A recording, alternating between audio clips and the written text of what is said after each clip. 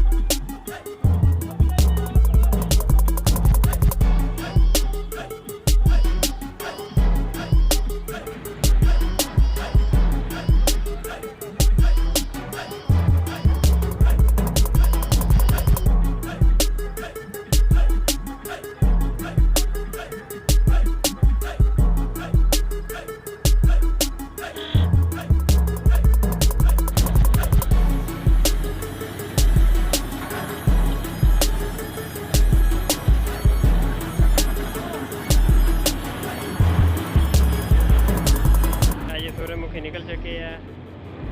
खाली सूरजमुखी देखो तुसी मुकम्मल फुल मैंने जो बीज कढ़ ले कि सफाई नाल।